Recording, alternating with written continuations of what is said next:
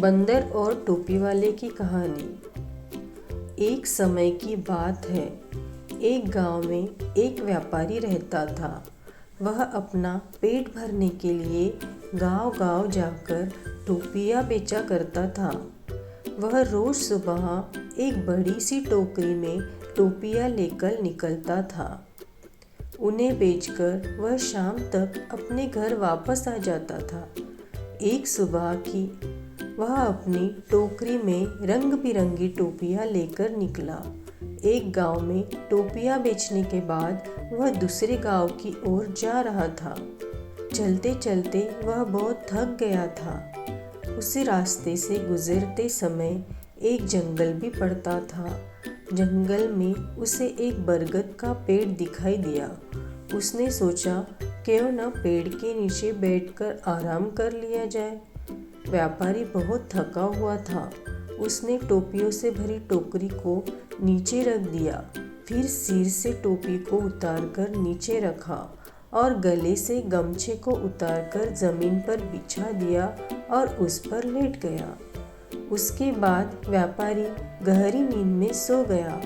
जिस पेड़ के नीचे व्यापारी सो रहा था, उसी पेड़ पर बहुत सारे बंदर रहते थे।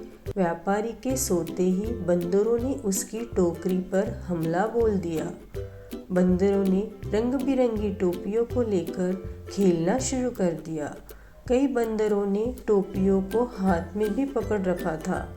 बंदरों की उछल कूद से वहाँ शोर हुआ तो व्यापारी की नींद खुल गई। नींद खुलते ही व्यापारी के होश उड़ गए। उसकी टोकरी से सारी टोपियां गायब हो चुकी थी। सभी बंदर हाथ में टोपी लिए हुए व्यापारी की ओर देख रहे थे। व्यापारी ने ऊपर बंदरों की ओर देखा तो उसे सब समझ आ गया। व्यापारी परेशान हो गया। वह सोच में पड़ गया कि अब टोपियां न बेच पाने के कारण उसका कितना नुकसान हो जाएगा। यही सब सोचते हुए वह अपना सिर खुजाने लगा। उसे ऐसा करता देख बंदर भी अपना सिर खुजलाने लगे। व्यापारी को यह देख गुस्सा आ गया।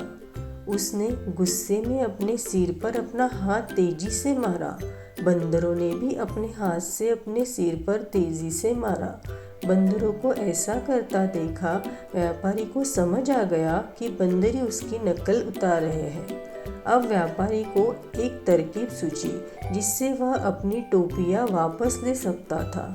अब उसने जिस टोपी को सोते वक्त सिर के नीचे रखा था, उसको सिर पर पहन लिया।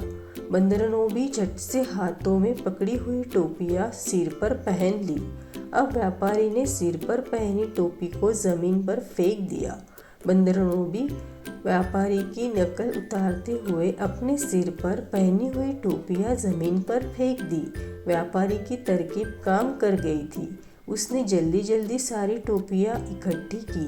टोकरी में सभी टोपियां को रखने के बाद व्यापारी वहां से तुरंत उन्हें बेचने के लिए दूसरे गांव की ओर चल दिया। कहानी से सीख। इस कहानी से हमें यह सीख मिलती है कि परिस्थिति चाहे जैसी भी हो, हमें घबराना नहीं चाहिए। हर हाल में हमें समझदारी से काम लेना चाहिए।